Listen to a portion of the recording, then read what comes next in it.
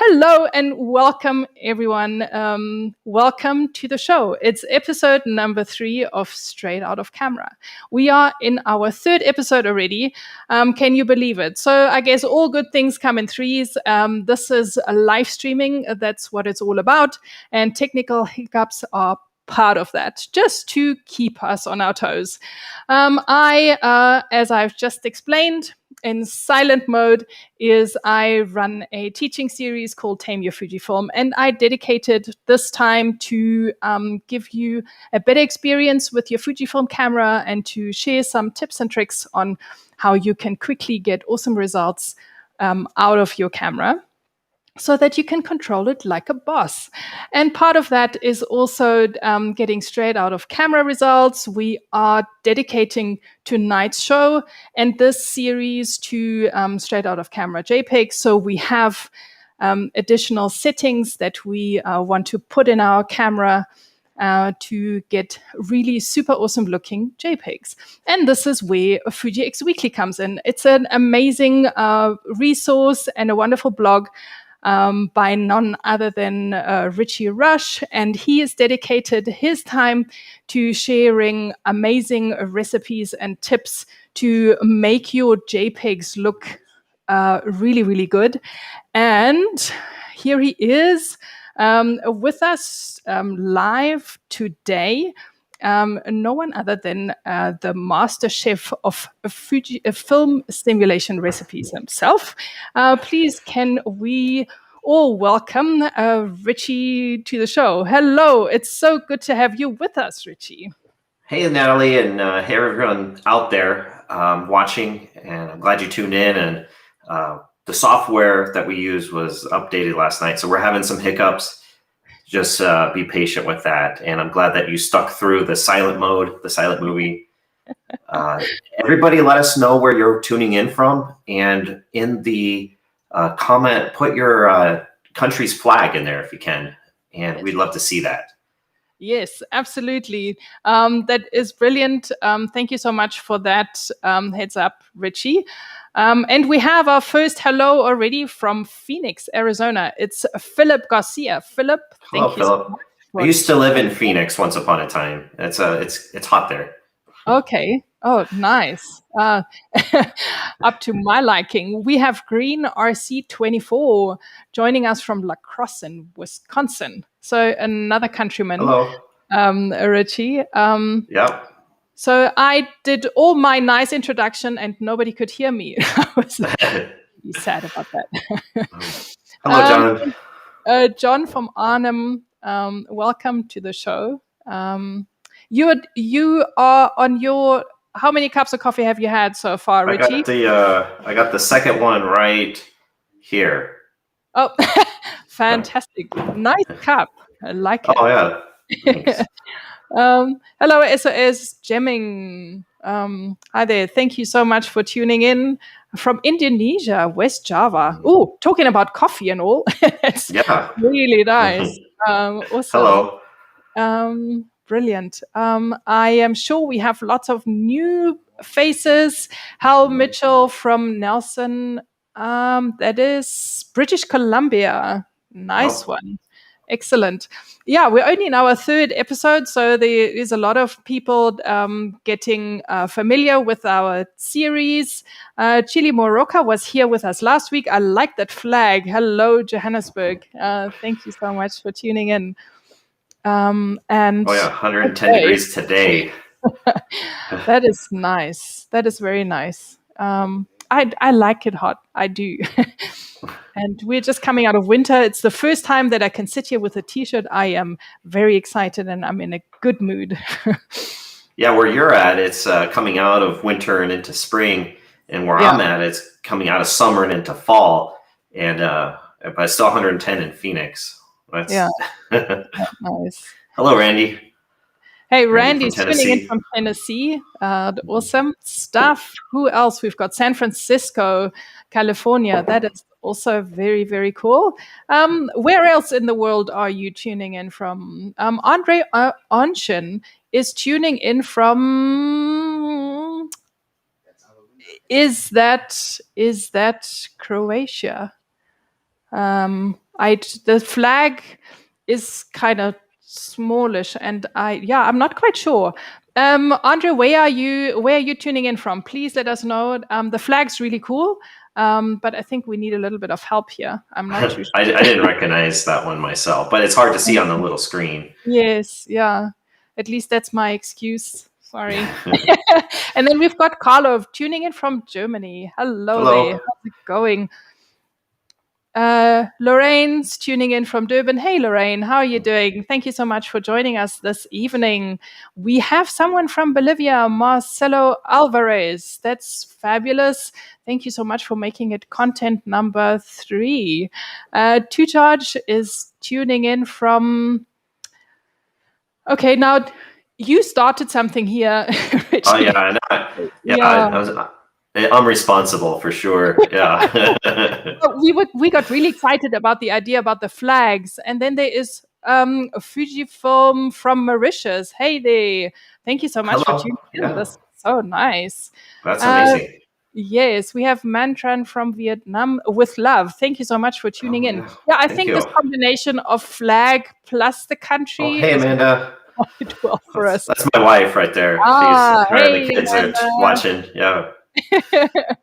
Thank you so much for always tuning in, for your support. It's really wonderful. One day I'm going to meet support is wonderful. Yeah, we'll have to go to South Africa and go. Yes. You'll have to give us a photo tour and everything. Absolutely. Spuds tuned in from the UK. Thank you so much for joining us this evening. And John Gerard is here from the Netherlands. And then we have Tune, also from the Netherlands. Andre. Oh, it's Russia. Okay. Yeah. Okay. Thank you so much for this bit of help here. We're going to now spend the next month to study our flags. Yep. So that's amazing. It's a bit better. It's amazing how worldwide the audience is that's tuning in right now. It is just absolutely amazing. There's not a lot going on in the world that just unites everybody, but Fujifilm straight out of camera JPEGs. We're building the whole world around that. Yes, I love it. That's very cool. It is. It's really awesome. I don't know about you, Ritchie, but I feel extremely privileged to have the opportunity to be sitting here and to connect with you and to connect with this amazing audience and just talk about photography. I mean, what's better than that? No, nothing. And this audience is just absolutely incredible. And I can't thank you guys enough for tuning in, taking time out of your day to be a part of this. So I'm just honored and grateful. Yes, and Tutas, thank you so much for lifting we are learning the flag of Poland as well. So thank you for being here with us. So we are we are very international again this evening, this afternoon, this morning. Whatever time it is where you're at. It might be really late at night in some places. Yeah. Yes, exactly. Yeah. Speaking about Vietnam, I am starting to recognize a few names. So thank you so much for tuning in again. And we just wanted to give you a little bit of a rundown of what's been going on in the world of Fujifilm, since this has been quite a big announcement last week. And we're talking about Fujifilm stuff. We thought we make a mention of the fact that we had the Fujifilm Summit all the way from Japan last week. It was actually last week this time, this afternoon, a week ago. And John he's got a question. He's like, were we happy or a bit disappointed with the summit? I think a little bit of both in my case. How about you, Ritchie? Oh, absolutely. A little bit of both. And there's some great things that they announced. The 33 millimeter f1.4. That's one that I'm personally excited about. And I want to get that lens for sure. Yes. The 23 millimeter f1.4, the GFX 50 S2 is, so Fujifilm North America earlier in the year, at the beginning of the year, had loaned me the GFX 50S, and it was a lovely camera to shoot with. This one has the same sensor, but just updated and with a new processor and IBIS, and it's going to be a really good camera. And even though that sensor is older that's in it, it produces such lovely images. This is a great stills camera. I'm pretty sure of it. I am so excited about that. I really am. I'm not really a GFX shooter at all, but I think the introduction of this camera has got my attention, and I think it's an amazing entry into medium format, especially with that price tag. So I'm the cheapest you can get into it. You can't get into digital medium format for any less ever, and that's a wonderful thing about this era that we're in, taking pictures, is that it's so much more accessible than it has been at various times in the past, and this opens up medium format photography for so many people that otherwise wouldn't be able to afford it.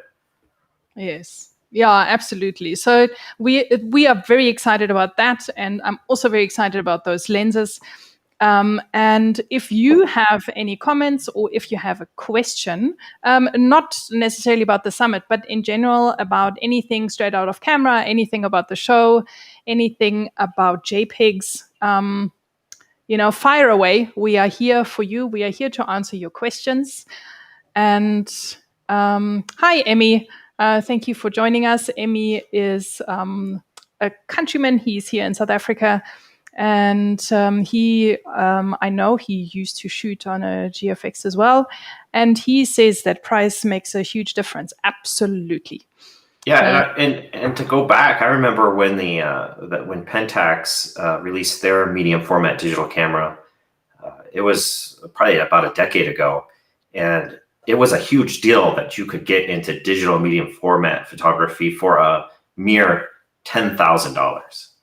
And so to be able to now get into it for $4,000 is just absolutely incredible. Yeah, unbelievable. Yeah, so I'm glad it's come down quite a bit. Yes, and the lens, we're all very excited about the lens. Looking forward to giving that one a little bit of a spin around. Yeah, not just the technical specs on it, but from all accounts that I've heard, is that the image quality is just special from that lens. Yeah. So lots of exciting stuff to come from Fujifilm. So if you have any questions, you can, hit us up in the comments. If we are not able to answer the question right there and then please bear with us. We will attend to answer them at some stage during the show. And we have a few questions that we wanted to have a closer look at straight away. And some stuff that keeps on, comes up in between shows or in other shows. So one of them was people were asking where we can talk about film simulations other than, during this show. Where is a good platform? Where can we share pictures?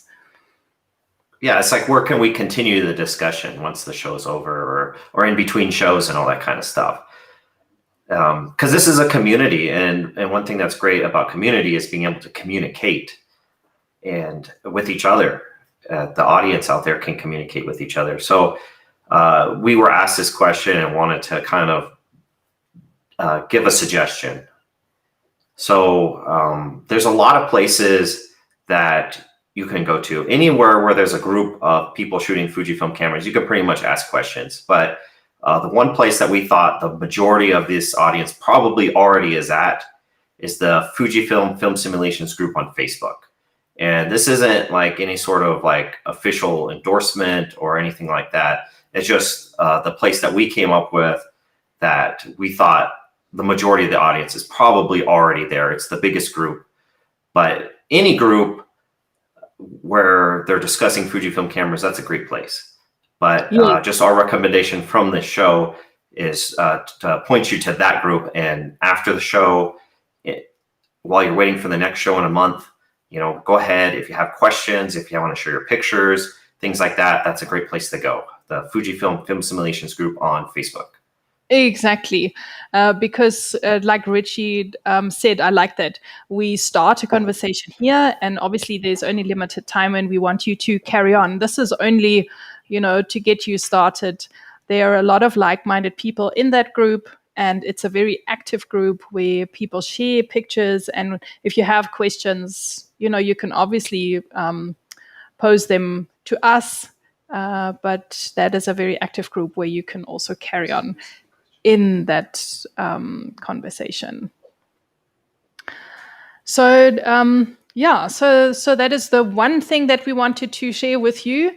But we also have some other questions, and this is a bit more of a technical one. And that came, I think Ritchie just said that after we decided that we would cover this question, he's had in the last week, he's had a couple of people asking, because it's wonderful to have the camera all set up for us to shoot beautiful JPEGs, but maybe sometimes there's a situation where we don't really want any special settings. We just want to get how can I say it? Natural looking photographs. Well, I think especially if you don't always shoot out of camera JPEGs. Like for me personally, I have C1 through C7, all of them set up on all the cameras with recipes.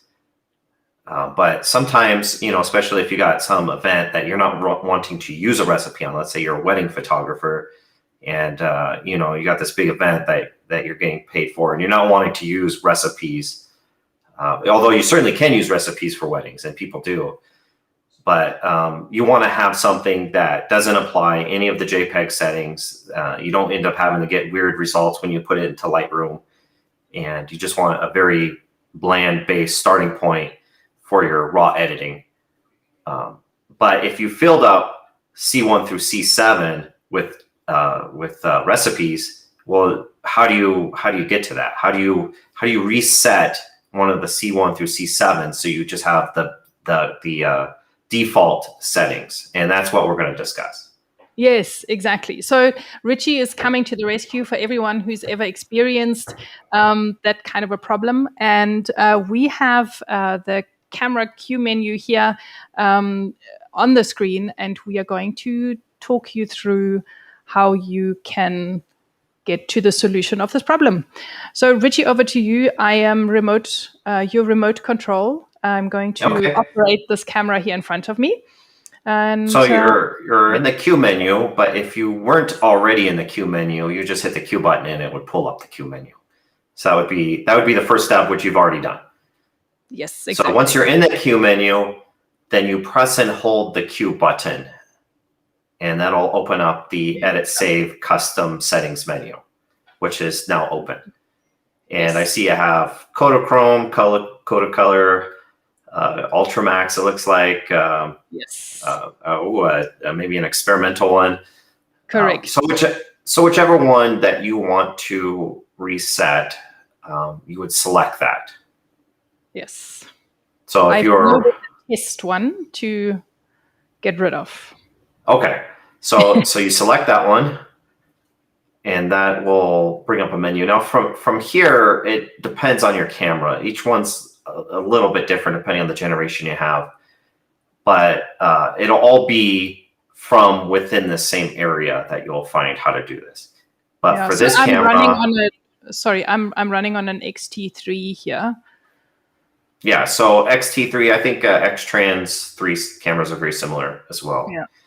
But if you go down to the bottom of this, or the other way you could scroll is actually up, and it would take you to the bottom. But either way. Okay, let's do that. That's the quicker way. Let's go the quick way. There we go. Yeah, and then you see it says reset. Okay. All right, there we go. And then it'll reset it. There we go. And what I want to point out here is that the the film simulation that's default applied to each custom preset is in a specific order. So no, C1 is Provia, C2 is Velvia, and C3 is Astia, C4 Classic Chrome, C5 is Eterna if your camera has that. If it doesn't, I think it's Pro Negative High. And then Pro Negative Standard. Anyway, so it's in order. It's in a specific order. So if you want it to be a specific one, that's probably the C1 through C7 that you want to reset. So if you're looking for a Provia, you want to reset C1 and so forth. Yes. Okay, so should we do that? Should we just make sure that what Ritchie's just told us is correct? Yeah. So if he's right, then if we reset C1 and go to the bottom of the menu and go and reset. Oh, hello. Oh, did you go too far? I don't know. I guess so. Sorry. Let's do this slowly. I think what happens is that I'm looking onto the screen here in front of me, and that has a slight delay. So I think that's why. Okay. That's what happened. So if I go reset now, if I now press OK, I expect C1 to have Provia. As standard as its film simulation. Yeah. And ta-da! There we go. And then the other thing I was going to show, and I don't know how well this can be seen on the video here, is that I'm gonna pull it up on my X1 or XE4 is what I have. And so when you go to, I don't know, does it focus on that? Can you see it real well? So this is the edit, save. Yeah, it's not. Just hold on 1 second. Yeah, I think it didn't want to focus. I was holding it too close. It was trying to. It was trying to, but if you pick the C1 through C7 that you want, it'll bring up a different menu than what the XT3 has, just a little bit. But in that menu, it has. If anybody can see that, I'm not sure. It says erase. And that's what you. Let's see if it'll still doesn't focus. Almost, it's so close. Okay. Well, anyways, in there it says erase instead of reset, and that's what you're looking for on the newer cameras is erase instead of reset. But it's the same. It's the same thing. It's very similar. So if you want to have a default C1 through C7 just for when you're shooting raw. But you've already programmed all C1 through C7. That's how you reset it to factory. Yes, excellent stuff. A big round of applause to you, Ritchie, and thank you for sharing that with us. Yay! Yay! Let's see it from the audience as well. Let's see if you can work this Facebook or. Yeah, I'm not sure if it's on YouTube, but if you're watching on Facebook, there's some thumbs up and hearts that you can send flying at the bottom of the screen next to the comments section.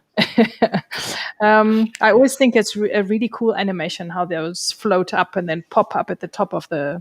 Oh yeah, they've made it so much fun. Yeah. So another question that we wanted to have a look at is how do I use the filter in the app? We are talking about the Fujifilm, the Fuji X Weekly app, of course, Ritchie's brainchild, and an amazing tool for everyone to use. The Fuji X Weekly app is a library of all the film simulation recipes that I've published on Fuji X Weekly. There's over 150. I think it's getting close to 175. And it's a library of them that you can take on the go, have it with you wherever you're at, even if you're outside of cell phone coverage in the middle of nowhere and you want to pull up a recipe, you can do that. So It's really great tool for anybody who shoots Fujifilm JPEGs should have this app, in my opinion. And yeah, it's absolutely it's an amazing resource, and there's a free and a paid version, and the filter option that is available for the paid version. And we want to demonstrate why this is such an awesome way for this app to be used. So it's definitely worthwhile looking into this. So I think, Ritchie, do you want to, since you're the expert in this, sure. do you want to just give us a run through as we can filter? And sure. I'm going to, I'm your fingers here. So just to backtrack just a little bit, the Fuji X Weekly app is available in the iOS or the Google Play app stores. You can find it either place. And I wanted it to be free. It is a free resource. There's no ads, anything like that. I didn't want any of that stuff in there. But it's expensive to make and maintain and improve on an app. And there's other projects that are coming really soon. By the next month, we'll know about some of them. But some great projects in the works. And all this stuff, it takes time, it takes money, and all this kind of stuff. So I wanted a way that people who are interested in supporting what Fuji X Weekly is doing, what I'm doing, that they could do it. And it would be fun for them. It would be rewarding for them to do it as well. So that's where the Patreon subscription comes into play. And that's just a way, if you want to support what Fuji X Weekly is doing, and if you want to see this other stuff that's coming around for the community, it's a great way to do it. Plus, it unlocks the best app experience for you. So getting into now what you get for that, one of the things is you get to unlock the filters option within the app. So if you are not a subscriber, you click on filter, which is found right underneath recipes. It's in blue towards the top left. If you were not a subscriber, it would say become a subscriber. And but since you are a subscriber, it brings you to this filter page. And one of the great things that you can do is filter by camera. So 150 plus recipes can take a long time to sort through and find what you're really looking for. So if you know your camera model, which you should, you click on by camera, then you select camera right underneath it, and then you pick whichever camera you're using.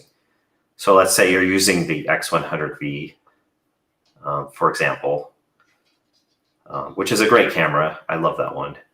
Okay. If I could only have one Fujifilm camera for the rest of my life, that would be the one right there. Yeah, I'm with you on that one. Definitely. So I've selected it. Okay, so you selected it, and then I believe there's a done, at the bottom. Yes, there's click done. At the bottom. And then you click done again. Hold on a second. Oh, you selected X20, which is fine. You could select X20 if you want. Didn't mean to do that. There we go. There we go. And then you hit done in the top right corner. And it brings up all of the recipes that are 100% compatible with the X100V camera. And if you see it, it's a pretty good list, right? There's quite a bit in there. Yes. And you can sort it alphabetically, or you can sort it by date, newest to oldest, which is kind of a fun way to do it. So if you're trying to always test out the new ones. So it's quite a few, but if you go back into the filter section, I'm going to show you something else. Okie. You can censor, or you can filter by sensor instead of by camera. And within camera, you can only pick one camera. You can't pick the X100V and the XT2 or something like that. But within sensor, you can pick as many sensors as you want. And there's an advantage to this. So if you were to pick, let's say, X-Trans 4 and X-Trans 3, and plus we're going to throw in there the GFX. Okay. For fun. Just for fun. Just while we're at it. While we're at it. And you hit done. Yeah. Okay. And then you hit done again. There we go. and now you got a much longer list. And let's say you have the X100V, you can actually use all of these recipes that are in here, which is significantly more. A lot more. How do you choose? They're not 100% compatible, but they're 99% compatible. And the big difference is with grain. With the newer cameras, and I know we'll talk about, I think we have a slide for this in just a moment, but with the newer cameras, you have to choose between grain size, large or small, but the older cameras don't have grain size. Yeah, so if you have the XT4, X-Pro3, X100V, XE4, and the XS10 is another one that's not in that list that's shown there on the left. Mm-hmm. Those all have grain size that you have to select, either large or small. But the X-Trans 3 and plus the XT3 and XT30 have strong and weak.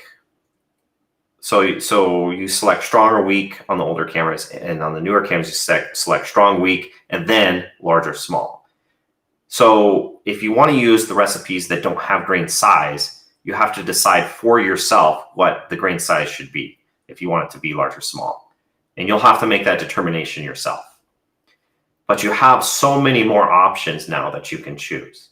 Yeah. And it can be overwhelming. It still can be overwhelming. So there's another thing I want to show you in the filters page that could be helpful. Okay, let me scroll back up here.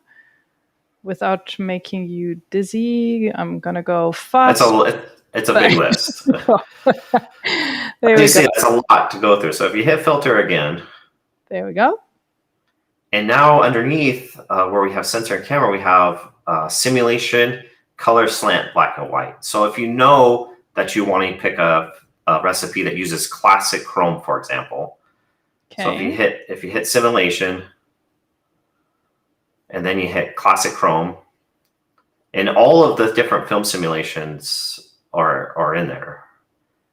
You hit done, and only the ones that use classic chrome are now displayed. So you filtered out all the rest, and these are your options for classic chrome. But let's say that you're not sure that you want to use classic chrome. You're not sure what film simulation you want to use, but you still want to kind of narrow it down. If you go back to the filter page, there's the option, the color slant BW. You can pick either the color recipes or the black and white recipes and choose. If you know you're going to be shooting black and white, you pick that, and all the color ones are filtered out, and you don't have to scroll through those. So now it's just the black and whites. Then we're just in black and white. So that's a great way to kind of filter through it, sort through it, and get closer to whatever it is that whichever one you're looking for. You more easily find it. Yes. And you see that's a lot of options if you have, for example, the X100V, that you have a lot of different black and white recipes right there that you could choose. And each one produces a little bit different result. Yes. And this is also why we're here, because if you still cannot choose, we choose for you. Yes. And we choose a recipe a month to, go through and experiment and try out. And then we come back in a month and have a look at that, which we will do shortly thereafter. But there is a comment from Randy who says, would you say that white balance is the most common tweak that you have to do when using any recipe? Yeah, so that's a great question, because in the newest cameras, the X-Pro3 and newer, you can save the white balance and the white balance shift in the C1 through C7 presets. But if your camera is older than that, they're not capable of saving the white balance shift. So anytime you change recipes, unless if they share the same white balance, then you have to change the shift. Or if they all are using a different white balance, then you can have a shift. The camera will remember one shift per white balance. We talked about this last week. Yes, exactly. Talked about it last month. You can go back into the last episode and watch that there where we really go through the details about it. And sorry, can I move on? We've got another question here. Sure. Andre is asking, so many different Kodachrome recipes. Which one is the latest or best for the XE4? So yeah, the Kodachrome 64 recipe for the X100V, that is a picture of a horse, I believe, in the app. I can look that up real fast. I'm pretty sure. If you're looking for Kodachrome 64, I have it in alphabetical order, and I apparently don't know my alphabet. I can bring it up on the phone. Okay, yeah, that would be great. That would. So let me go by name, right? Yeah, and so if you go to Kodachrome, and there's so many. Sorry, I'm going fast. You can use.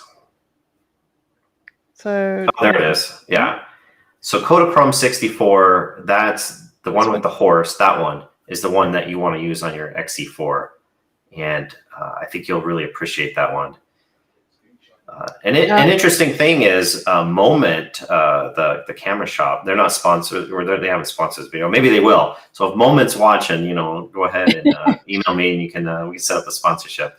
But they just did an article on the Kodachrome 64 recipe, this one here, and it even included some of my pictures. So if you haven't seen that, make sure you check it out. Yes. Yeah, well done on that, Ritchie. And if you want to, you can make a screenshot right here to give you a mental note of, I really like these sample images to link them to the recipe. It really helps to go back and find the recipe. Yeah, you'll remember the picture, if you like the recipe, you'll remember the picture that is Since we're all visual people, we remember pictures rather than words. Yeah, absolutely. So thank you for including all these samples. They really help us. And at the bottom, there's a link to the website, and you can find even more sample pictures. Because there's only so many in the app. I didn't want the app to become overwhelming with pictures. So you can find more in the app at the bottom of the recipe. You can visit. There's a link to visit. Oh, it says open website, and it'll take you to the actual recipe on the website, and you can see a lot more pictures in there, and a lot more information too. There's other little tricks and tips and history and that kind of stuff. Exactly. I think that's absolutely wonderful. I love reading and getting some more information about all these recipes. And I think we have another question or a comment coming up. Okay, we have our question that we wanted to talk about. It's actually a question that was asked by some of the viewers in one of the previous episodes. And there was people were wondering if they can use Flash if they're using film recipes. Yeah, and I thought... Go ahead, Ritchie. Oh, yeah, it's a great question. And the answer is yes, you can, absolutely. And you could there's people who use these recipes with studio lights. The X100 series cameras have a built-in fill flash that is just absolutely phenomenal, and it balances so well with the picture that it almost doesn't even look like you used a flash at all. It's just a great design by Fujifilm. So on the X100V, which is what I have, one of the cameras I have, I like to use the flash on there. I like to use the fill flash, and I absolutely use it with the recipe. So definitely feel free. And this is an example picture. This is with the X100F I used to have, and this is the trying to remember which the Ektar, the original Ektar recipe is, and I used the built-in fill flash on the X100F to capture that picture. So that's an example. Yeah, so it definitely doesn't mess around with the recipe. It just enhances the photograph. Yes. And this is another example. This is the original Acros recipe on the X100F as well, with the built-in fill flash. You use a color, you use it with black and white. You can use studio lights and that kind of stuff. If you do use studio lights, a lot of times the temperature of the light can affect it. So if you can adjust the studio light to the temperature that the white balance is, then that's one way to do it. Or you may have to adjust the white balance in the camera, just depending on what lights you have. Yeah. Okay. Warren is asking, do you ever reprocess an image using Fuji X Raw Studio? So I don't. I haven't up until now because I am really trying to focus on getting it right in camera, and I want to get away from my computer as much as possible. I want to really enjoy the camera in the field and take more pictures. But I want to also throw this question at Ritchie and see how he goes about it. Yeah, so I don't use XRAW Studio myself. I have in the past. I have it on my computer. I just prefer to do it in the camera myself. That's me personally. There's no right or wrong way to do it. XRAW Studio is a pretty nice software. It's very unique in that it uses the camera to actually do the processing, and so you get the exact same image quality as if you shot the recipe using the camera. So it's a really great tool. I have nothing against it. For me personally, I'd rather not sit in front of a computer. I'd rather have the camera in my hand and be using the camera. And believe it or not, I actually, when I create recipes, I do it in the camera, not with XRAW Studio. So it's a great tool, but it's just not for me. That's my dad. That's my dad right there. I just wanted to say, okay, David. Hi, Dad. Thank you so much for tuning in. This is really nice. Thank you so much. This is wonderful. It's a whole family affair. Yeah. You know, it's great to have the support of family and everything. You know, it's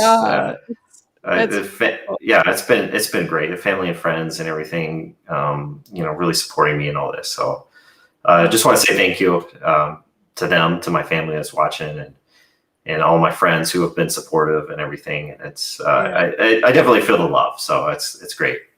That's fabulous. Yes, and you deserve every bit of it also from the viewers.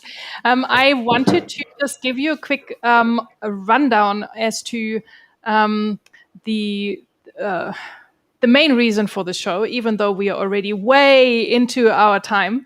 But in this series, we really want to, open up the channel for you so that you get the most benefit out of it. Like I said, we're looking at one recipe a month to make it a little bit easier to really focus on one recipe and see what it is all about, what you can create with it, and where it gives you the best results. So you have a month to shoot with it and to experiment, and then to upload and share your images with us. We have, a link that we share with you where you can upload images. And Ritchie, do you want to carry on with, the rest of so it's all about? The show is on the second Thursday of every month, and we will showcase your guys' pictures. And that's one thing that I'm super excited about, is seeing your guys' pictures with these recipes. And so that's one of my favorite parts about this show. And I hope that it's a favorite part for you guys too. And we'll have another thing that we do is we discuss your questions and hopefully provide some good answers for you, and that you find this show helpful to your photography. You learn something new. And so that's what this show is all about, is all of that. And then for those who do submit a photograph, you're entered to win a 1-year Patreon subscription to the Fuji X Weekly app. So one person a month will be fortunate to win that. But in order to enter, you have to submit a picture using the recipe. Exactly. So it's definitely worth your while to enter. This is the link. So take a screenshot right here. You can use the QR code or use the actual link that you can see now. This is where you can upload your images for, the next month. This link is open for the film simulation recipe that we will be introducing towards the end of the show. But this last month has been all about Fujicolor C200. So we've been looking at this recipe in particular. It's been, a bit of a newer recipe that we wanted to look at in the opposite of what the previous show's recipe was, because we looked at the very traditional Kodachrome recipe, which was like all traditional and is no longer available in actual film. And so I thought, in opposite, or on the other extreme to that is Fujicolor C200, which is an actual film that is still available today. It's a consumer grade film, and widely available, affordable, and is good for any kind of scene. I even still grabbed myself one of those rolls. This is what it looks like, and if you've never done this is quite. It's so nostalgic. Yeah. Brings back good memories to take this film out of the canister. I don't have a film camera here in front of me. This is more like a prop, just to make myself feel better.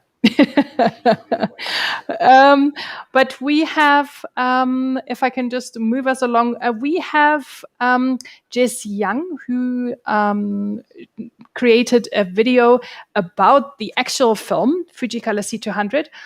She created this video for ORMS TV, and we just wanted to share a few moments of this video with you, just to give you a bit of an introduction to this film simulation. I am not a professional photographer or even an incredibly experienced analog shooter. I photograph with the exclusive purpose of capturing the places I witness and the people I share a life with through a lens that is uniquely my own. I shoot a lot, every weekend if I can, and in a variety of uncontrolled conditions.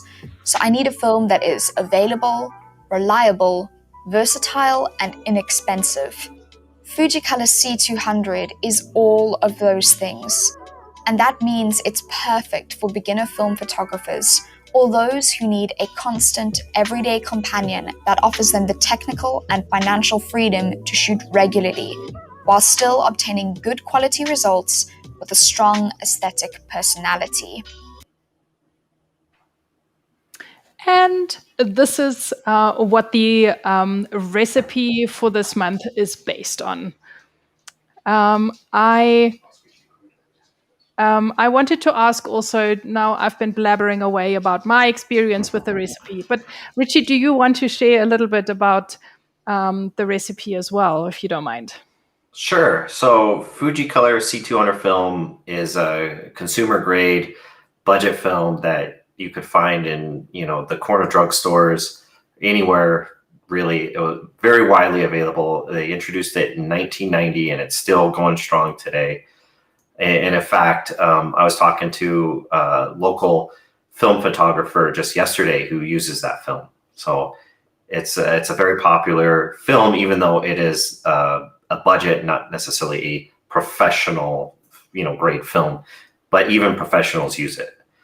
And the recipe, it's one that I've had a lot of requests for over the years, and I tried to make it, and I made several attempts, and I wasn't really satisfied with the results. And then George Cody, who's a Fuji X Weekly regular, he was working on one himself, and he thought he was close, so he sent me his idea for it, and I tweaked it a little bit and sent it back to him, and then he tweaked it a little bit and sent it back to me.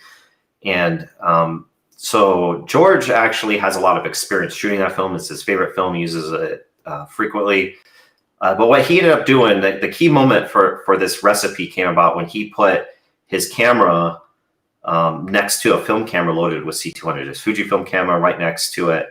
And he took identical pictures, and then he tweaked the settings even more until they matched. And then when he sent it back to me and he showed me, he didn't tell me which pictures were which. He says, half of these are Fujifilm X and half of these are actual film. And it was like really almost impossible to tell the difference. It was that close. And so this recipe, the one thing I love about it is that it is probably, this might be the closest match to the actual film of any of the recipes.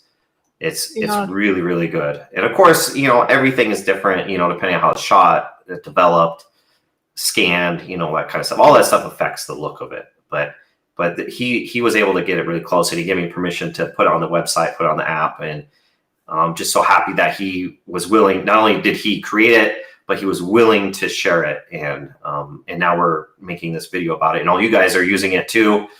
Yeah, so it's been really great. The one thing is that it is only compatible with the newest cameras because of the settings that it requires. So if you have an older camera, this recipe is not compatible. But the great thing is that we're going to cover all sorts of recipes in the series. So if you have an older camera, we will definitely do recipes that are compatible with your camera. Almost no matter what camera you have, we're going to do something. Yes, absolutely. So for this month, this is what we've been experimenting with, and we have some images that Ritchie and I took regarding with this recipe, just to, show you what kind of characters or what the characteristic of this recipe is. And I found, I really enjoyed the warm tones and the blues that I was getting with the recipe. But here are also some of Ritchie's samples as well. So what's really great about this is we just watched that video, right, where it was the actual film. And these pictures that we're showing you here actually resemble that so well. I mean, if you didn't know any better, then you might actually think these were the actual film. It's pretty amazing when you are able to put those side by side like that. Yeah, I think this process, I think we can carry on with looking at the different image samples. And I find this process so satisfying. I can't say it often enough that you just take a photograph and you produce it, you download it from the camera, and it's just such a nice feeling to look at it and really think, wow, this came out of my camera, because it does have a different character and a different feel to it. So that is, that's the amazing thing is that these aren't edited pictures that we're showing you here. These are straight out of camera JPEGs from the camera, and they resemble the film so well. It's amazing. Yeah, exactly. And there's one more sample from us, and I think what we really want to do is look at viewer samples that have been uploaded since this is what the show is all about. So we're really keen on sharing these with everyone. So should we hop in and see what people have shared with us this month? Oh, absolutely. This is the best part of the show, probably.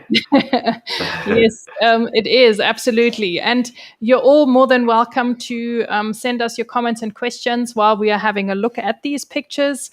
And there's Andre's submission. He is watching this evening, so I am very happy about that. And I love this photographs. I love the colors in this picture. So it's just this lots of green, beautiful, inviting water, and this this. It's also nice that it's split. The two tones of green are split, like 1/3 and 2/3. It's got a good balance to it. Yeah, it does, absolutely. So we can show Andre some love here, everybody who's watching. So you can test my favorite hearts and thumbs here. Let's give a few thumbs up. Oh, and there is Ritchie gone here for a moment. Sorry about that, Ritchie. I'm sure he will be coming back any moment. In the meantime, let's have another look at some other submissions. We have this image here from Kathy. She shared this cute photo, and I love all the different colors that are in this picture. So thank you so much for sharing that with us. Moving on to the next submission, we had received from Dale D. He sent us a picture from a pineapple shop. I also really enjoy those reds and blues in this photograph, and just this impromptu photo of this shop. That's a really nice, different kind of a feel of Fujicolor C200. And while we are busy bringing Ritchie back, we can look at the next submission by Emlyn Jones. Hey, Ritchie, thank you so much. Yeah, I think my battery died is what happened. Oh, so. Well, I'm glad you're back with us. We had a look at the first couple of submissions, but now we've just brought up Emlyn Jones' image. Of this beautiful, I think it is a kind of a hibiscus, isn't it? And it's fun to have the square aspect ratio as well. That's, it doesn't have to be 3:2. It could be, whatever aspect ratio that you like. Mm-hmm. So the square does well for this picture. Yes, absolutely.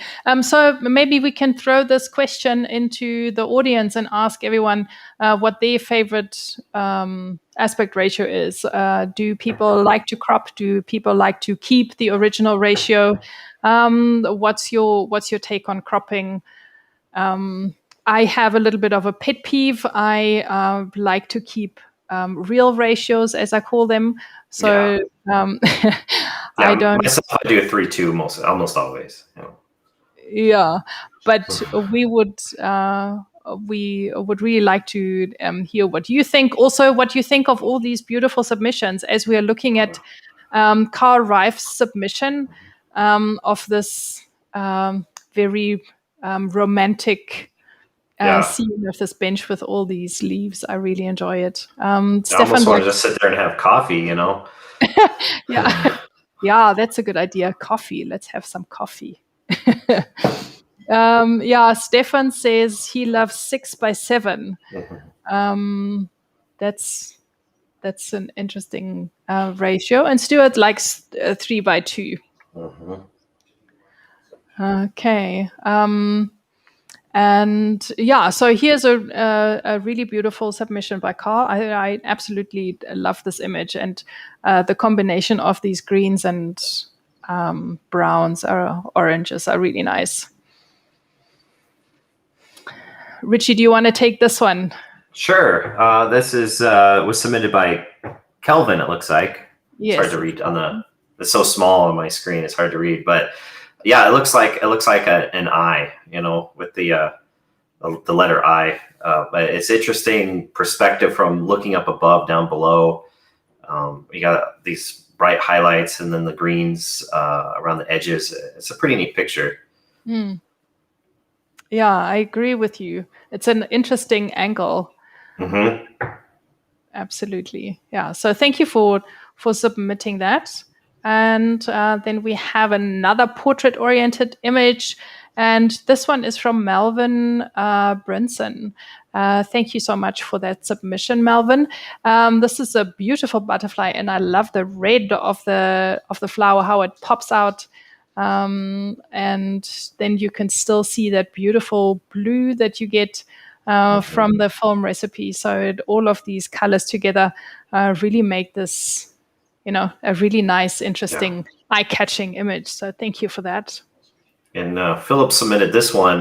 You talk about those blues again in the sky and the yellow on the building and on that, I think it's a fence or something to the left, and the reflection. It's a really nice use of the recipe to really make a picture, stand out. Yeah, I also love all the different colors in there, and my eye keeps on popping around all over the screen, going from one to the other. So that's really that's nice. the thing is that, you know, a picture, most people look at it for just a moment and then move on. But, you know, a picture like this, it keeps you engaged in it for a little bit as you move around and see all the different elements. Yes. So can I ask the audience what everyone is thinking about this image or any of the other submissions? You're more than welcome to share your thoughts with us. And then we have a submission from Prem Kumar, who sent us this image. And here I am again with my blue sky and the reds in the flower of this tree. It's really nice. And I think the square crop also works really well here because it, you know, really cuts this image in the diagonal. So that makes it for a very interesting dynamic in this picture. What do you think, Ritchie? Oh yeah, and I like the cloud that's into the top left corner. That's the same angle as the branch. You know, yes, that's a neat element to include that. Yeah, absolutely. And then Richard, is that say? Oh, Ricardus. Ricardus. Yeah, it's hard to see, but yeah, it's you know, high contrast situation with the bright lights and the deep shadows, and the recipe does pretty well at taming those things and keeping them, you know, having plenty of contrast but not overdoing it. So it matches the scene pretty well. Yeah, it does. I really enjoy this image. The lady with the red hair and the bangle, the nails, looking at this little creature sitting on her hand. I really do enjoy that scene a lot. So thank you, Ricardus, for your submission.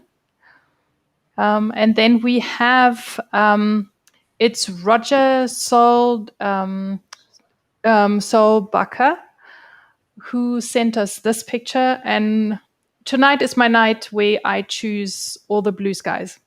Clearly, since we have another one of those, the structure at the swimming pool, nice and graphic. So I do like that. And then obviously, you know, the bird right at the top of the frame, a seagull, I believe, that's, you know, flying through. It's a neat little surprise, you know, in the top. Yeah, absolutely. We have a comment from Stefan. Thank you so much for your enthusiastic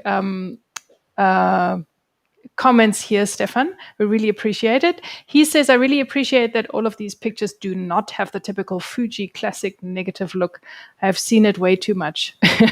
Well, I'm glad we can help you there, Stefan. Yeah. So I love classic negative, and you can get a lot of different looks out of it. But this one is not, like you said, the standard look. It's definitely a little bit different, but it's very nice. Yes, absolutely. And sorry, Space Cadet. Yes. Yeah. So Space Cadet submitted this one. Oh, hello. And so you might recognize this location, maybe, of where this is. Yeah. Well, I've been looking at Space Cadet's submissions. He's been very eager at sharing in his photographs, and yeah, it's quite interesting to kind of recognize a few scenes in your hometown of someone else's photographs. So yes. Yeah, that's amazing. I love the use of the blue and the yellow. It's a very simple picture, but the color that's included in the picture really what make it work. Yes, very nice and complementary. Mm-hmm. And here we're looking at the submission by Walter Thompson. It's a nice. I like that feel that I'm getting from looking at this picture. It's nice and it's timeless in a way, and yeah, and just a just the scene, it feels like, yeah, you just see that walking down the street, and you spot those windows and the brick, and it's just like a homely kind of a feeling that I'm getting when I'm looking at this photograph. Like I said, it's a very timeless kind of picture. It could have been captured in 1990 or 1980 or even here in 2021. Yes, So yes, absolutely. And then Thomas submitted this beautiful picture here of this marina with these boats. It just the light is so incredible, and I love the reflections and the very subtle colors. Like this is the clarity of the picture is just amazing. This is a beautiful picture. It definitely is. Yeah, I love the crisp look in the picture, and also the different colors. It's really very attractive. So well done. And I think this is the last of our submissions. So thank you so much to each and every one of you for submitting your photographs. There are a lot more, but yeah. So what we are trying to do is we guarantee that we show one of your submissions. If you submit more than one picture, we don't want to limit you to uploading, although we do, hope that you see that you choose like your favorite one or favorite ones. And then we choose from there, and we will definitely show one of your submissions during the show. Adnan Omanovic is asking, can you tell us your experience with different lenses regarding recipes and final photo? Is there a huge impact in grain, for example, in black and white photos, especially when using third-party lenses? I'm throwing that. Oh, go ahead.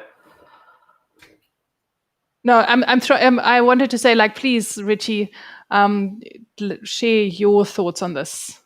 Lenses can have a big impact on the outcome of an image and how it looks, how sharp it is, or what kind of character is to it. I don't think there's any real difference in grain and how the grain looks. It should be pretty similar across the range, but I mean, I love using vintage lenses myself, old Russian lenses or things like that. And I have a few third-party lenses I use. Of course, Fuji lenses are great. They're very sharp and superb image quality. There's a little different, I guess, than maybe micro contrast, which might make the grain stand out a little more, maybe if you have a lens with a lot of micro contrast. But it shouldn't really affect the grain for the most part. Yeah, like you say, it may just make it look like it because of the contrast that you get with the different lenses. Yes. Yeah. So if we don't have any more questions regarding this recipe from the viewers, I think it is time for us to introduce what's coming up for next month. So like we've said, the Fujicolor C200 was a recipe where you needed your classic neg, which obviously limited this recipe to a few number of our viewers. And to redeem ourselves and to make sure that lots of you can take part in this month's experiment and get to shoot a lot with lots of different kinds of cameras, we have chosen Kodacolor. So, Ritchie, do you want to share in a little bit of the history of this recipe? Yeah, so this recipe kind of came about because I was getting requests to make a recipe that mimics the look of some, famous classic photographers. And as I was researching what film they used, a lot of them used Kodacolor as their base. So that's kind of how it came out. But it's interesting about Kodacolor itself. Kodak has used that name on a lot of different products over the years. A lot of different emulsions and films that can look quite a bit different. But what the recipe is mimicking is kind of the Kodacolor from the 1980s and on. And Kodacolor evolved into all sorts of different films that you might recognize now, like Kodak Gold has its roots in Kodacolor, and things like that. But so this is like a 1980s Kodacolor recipe, basically, is what this look is. So we are calling all 80s babies who may recognize some of these colors. So we wanted to share a few samples just so that you get a better understanding, a better idea as to what kind of colors and what kind of feel we are looking at. And let's start with one of Ritchie's samples. Do you want to share a few words on this photo? Yeah, so this is a great one for a number of reasons. First, that camera there is a very unusual camera. It's called a Kodak disc camera, and basically the film that it took looked like a floppy disk, and it was a circle shape, and the frame on it is so small. It's smaller than 110 film, and that's where this Kodacolor film that the recipe is based off of comes from. Kodak needed to up the quality of their film so that it would look good printed from these tiny little negatives. And so that's the film that the recipe is based on, comes basically from the camera that's in this picture. The other thing about it is this is not a composite. This is straight out of camera. I used a really fast shutter speed and basically threw the camera in the air, and that's how I took this picture. Yeah, I absolutely love it. And I think it's a really nice introduction into this next month coming up. I see lots more blue skies here. And as opposed to this photograph that I'm sharing here, where I share my love for not only film recipes, but also for Instax prints. And I think we can move on to the next sample. So this is my son, Jonathan, and that the hat he's wearing is his grandpa's hat with a rattlesnake rattle on the top of it. Oh, David, that's your hat. No, not David's. His other grandpa. Yeah. Oh, okay. Yeah. So, it produces interesting colors on skins and stuff. It's a really nice photograph, and I love the contrast between the foreground and the color of the hat, and then the background, the more greenish kind of tones. It's really a really very nice picture. And then we have one of my favorites, a landscape photograph, and taken on a day out with the dog, and capturing the water just before it gets all rippled up by the dog swimming in it. And just blues and greens and just old colors. So this is in a park nearby. It's called Delta Park. So if anyone watching from Johannesburg, South Africa, maybe you recognize the scene here. So this is just a snap in downtown Salt Lake City, and just looking through a window at the high rises. And the recipe just kind of gives it a little bit of a vintage feel. I like this recipe. Looks really good with like the sunset or sunrise colors. If you use it near sunset and sunrise, you get some really magical results, I think. Okay, so there's a great tip. So it's obviously, you've got some time to play around with it and you get a feel, and we suggest that you use it at different times of the day. So here you've got a bit of a head start, knowing that if you're an early riser or love your sunsets, then and speaking of early risers, there's my other passion here for coffee. It's my grand's coffee grinder that caught a little bit of rays from the window on the other side there.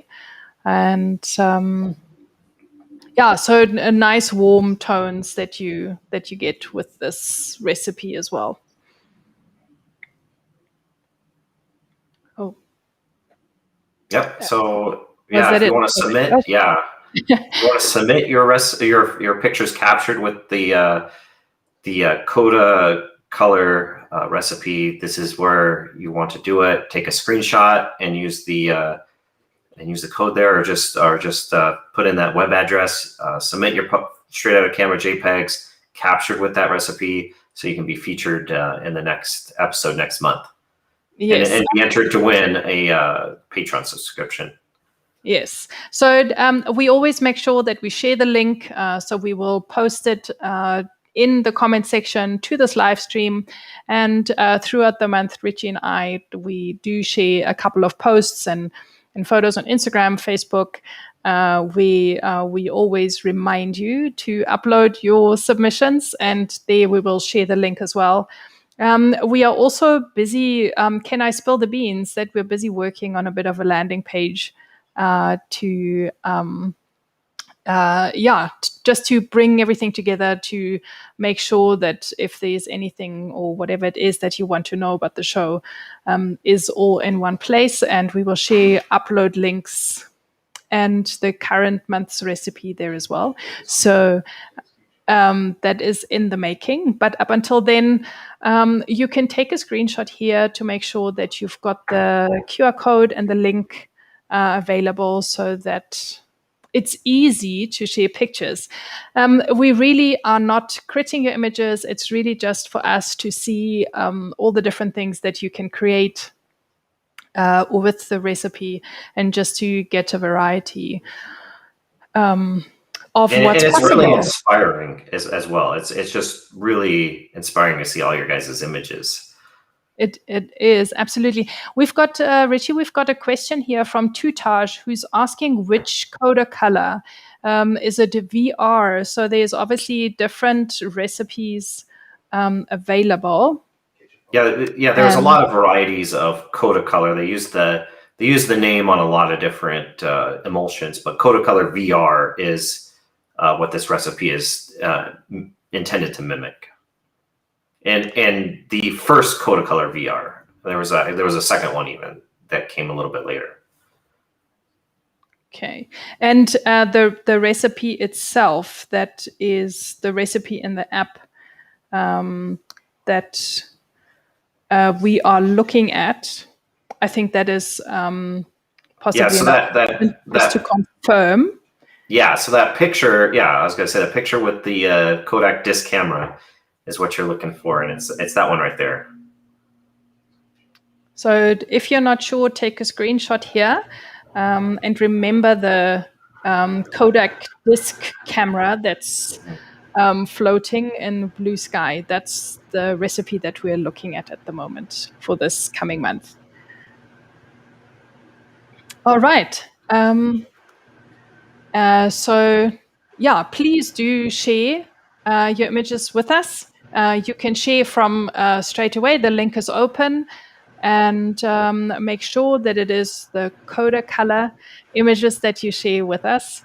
Don't hold back, and and let us see what you can come up with. Yeah, I'm looking forward to it. Can't wait. Absolutely. And if you have any other questions, you are more than welcome to throw them at us. We are here for you, and we'd love to connect with you, and just, anything. There are so many things that, come to play about the camera and the recipe settings. This is the time that you can send those questions, and we are more than happy to. Or if you think of a question later, feel free to reach out to us and ask a question. Maybe we can answer that in the next month as well, in a future episode, because we really want to help you. This show is about helping you with, get more knowledgeable with your camera and try different things and improve your photography. So whatever we can do to help you, that's what we want to do. So just reach out to us. Exactly. It's supposed to be fun and easy, and that's what we're here for. But speaking of fun, we've got one thing left up in our sleeve that we definitely don't want to hold back on, and that is our lucky draw. Because everyone who has submitted an image for today's show, entered automatically into our lucky draw. So we are going to see who tonight's winner is. We have a lucky wheel that we are going to spin. Everyone's names is on that wheel, and we are going to draw, at random, one person who will walk away with a 12-month subscription to the app. If you have submitted this evening, today, then your name's on the wheel. So should we get the drum roll ready, Ritchie? And let's do it. Let's see who is our winner tonight. Let's spin that wheel and let's see who we've got. Emlyn Jones. Yay! Jones, who submitted the beautiful hibiscus picture, is our winner for this evening. Emlyn, if you are watching, then congratulations to you. Please, you can send us a comment and let us know, that you're with us, and then we can give you a big shout out and another round of applause and drum rolls. Otherwise, if you're watching this after the live is finished, please do get in touch with us. You can DM us and let us know, and then we can take it from there. Congratulations. Yay. Just be sure to get in touch with us. Yeah, just Emlyn, email us or message us or comment on something on our websites or something. Just let us know that it's you, and so we can get in contact with you and get this to you. Exactly. If you watching, then let us know, and we'd love to make you a winner.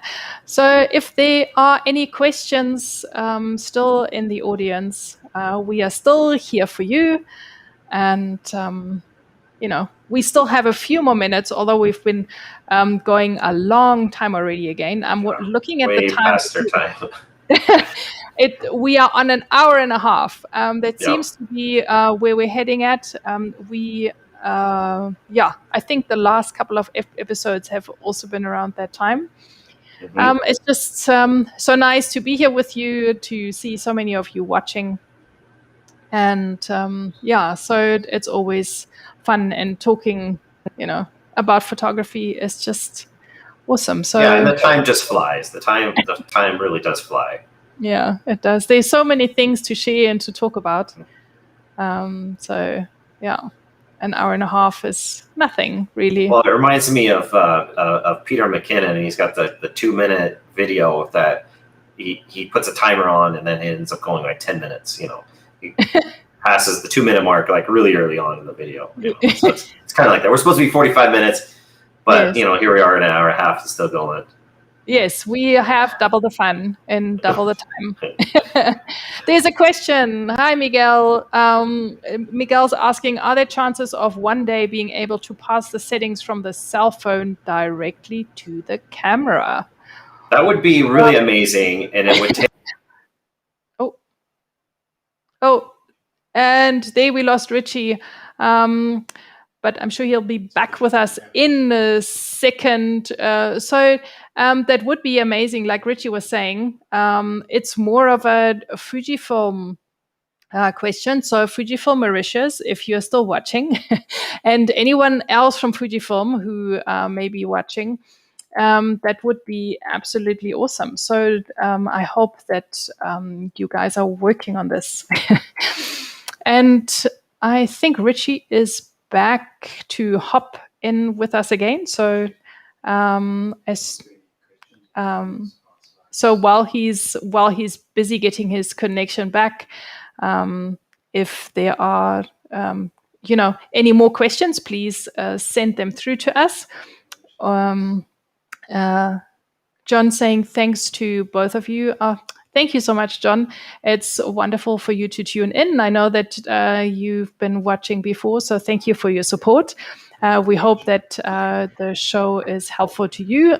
Hey, Ritchie. Hey, yeah. So Fujifilm, yeah. Reach out to me, and we'll make this happen, where we can put the recipe straight from the app to the camera. So Yes, that would be amazing.